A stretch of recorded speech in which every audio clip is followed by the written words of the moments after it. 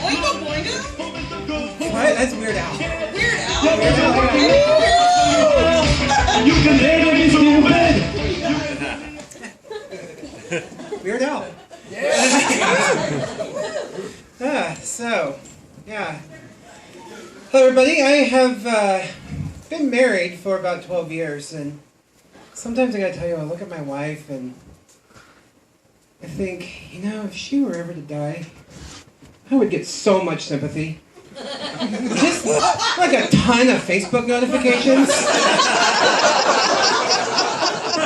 All of the hot single moms at my kid's school would be bringing me casseroles and stuff. Maybe kind of a sexist thing to think, but you know what? This is my fantasy, so shut up about it. Probably not even true anyway, because I'm not the type of guy that inspires a woman to just drop everything and make a plate of enchiladas.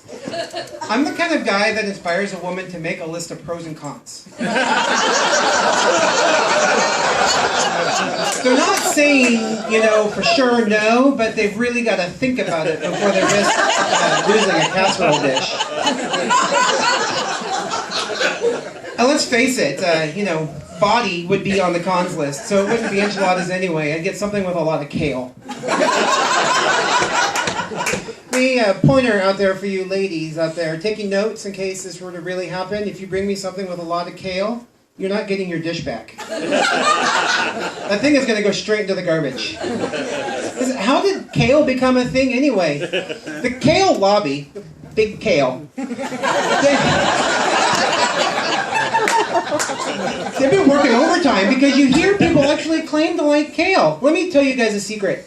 No one likes kale. It is the most vile, bitter, ass-tasting weed.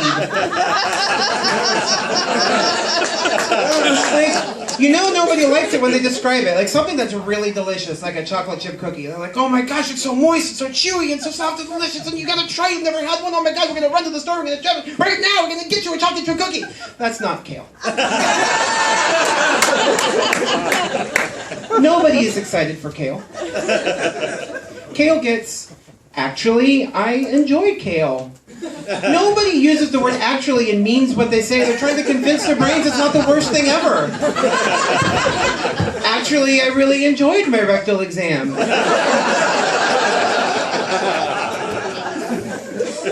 I tried kale once because my friends convinced me, and they're like, it's really, really healthy, and it tastes good, and it's like a super salad. So I'm like, all right, I'll give it a Oh, God. I think you gave me the wrong thing.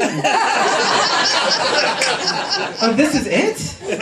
Because this tastes like the last time I licked the bottom of my shoe. So basically what I'm saying is if my wife dies, don't bring me kale.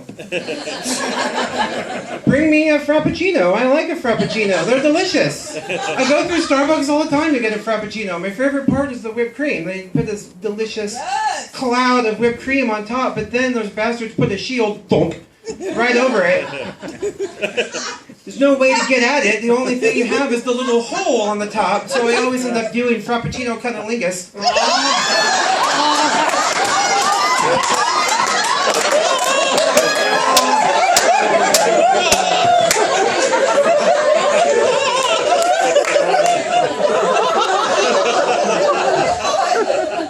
Here's the camera. I should make sure they get a good.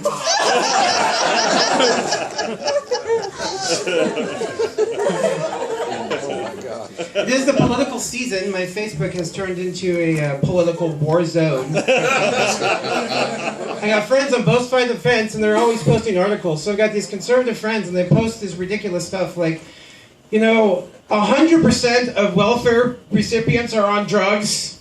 What in the hell? So then my liberal friends counter, and they're like, if we don't tax the 1% for 100% of the money, they are going to start shooting the poor for sport. And they are the 1%. Everyone is poor. I read this stuff and I'm like, this feels extreme. It's possible, I guess, that Obama is going to go door to door and personally seize my gun, but I think it's unlikely. So you look at the websites your friends are reading. It's like liberalsarepussies.com or rightwingnuts.org. So you go out, you ask them, you're like, do you think, I'm just throwing this out there, is it possible this is not the most unbiased site? Like, maybe they got an agenda on liberalsarepussies.org.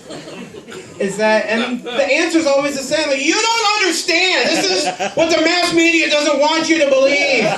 You're so naive in your little CNN world. It doesn't matter, like, you can't argue with them because they just choose what to believe. Nobody cares about facts. We're just choosing what we want to believe. That's why you hear ridiculous things like, I can't believe anybody would deny climate science, like, climate. What is climate science? That's the insurance guy. Yeah, the insurance guy probably knows climate science. I can't believe anybody would deny climate science. Like 200% of scientists agree, and that's just science. You can't argue with science. No, don't get your kid vaccinated! It's different sides of the same coin. We just choose to believe. That's why I've decided I am not going to believe the scientists who said that bacon caused cancer. Those assholes. What scientist went into bacon? Wasn't he warned by his science friends? You're choosing bacon science? It's a lonely road, my friend.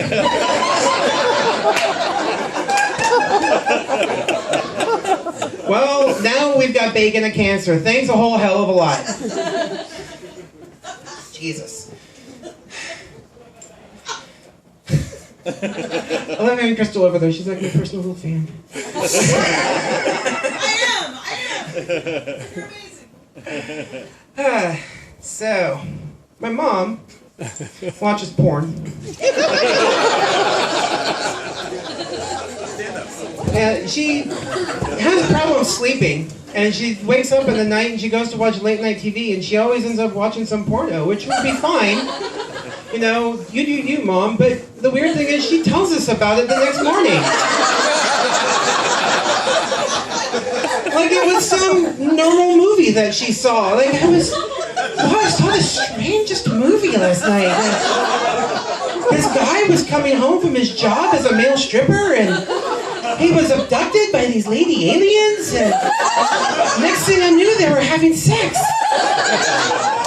And it showed everything. I was so shocked. She was always shocked. Every time. It doesn't matter that this had happened to her like every night for a year. But was she so shocked that she changed the channel? No. We know because she knew the whole story. I just wanted to see how it ended. Who gets into the plot of a porn? Jeez, my mom, apparently. Good thing that she's not that internet savvy. I can only imagine the stories for late night browsing sessions. I was perusing the internet in the middle of the night, and I found this website with all these videos. And I saw this one called Riley Gets a Cream Pie. And I thought, it must be a recipe video.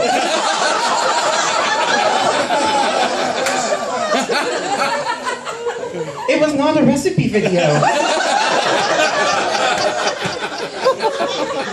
I found out about that term myself the hard way. I'm like, oh, cream pie. It must be like a food fetish thing. I do like cream pie. Getting to the end and I haven't seen any. Oh my God, that's disgusting! They're gonna make a porn baby!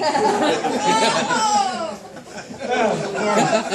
That was me on my smartphone. Porn is so ubiquitous, you just need a smartphone now. It has got to be the greatest time in the world to be 14 years old. How long do you think it takes a 14-year-old boy from receipt of first smartphone to Pornhub.com? 5 minutes? Like, thank you, Mom and Dad. I'm gonna go call somebody. Don't open the door.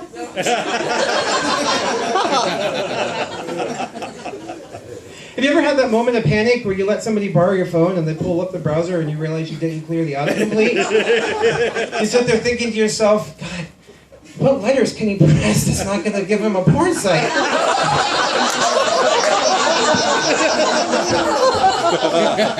Don't press P. Don't press P. I'm just going to check my Powerball numbers. No! You lost! Get over it. Did you know that you can share videos on Pornhub? What creepy asshole is sharing his videos? Like, is he so taken in by the beauty of the moment? Does he really feel like he needs to let everybody know what he's doing at that moment? Listen, hint. Your Pornhub moments and your Facebook moments are two separate moments. They're not the same. Although I will say it comes in handy for me because every so often I see a video and I'm like, oh, I think my mom might like this one. Share.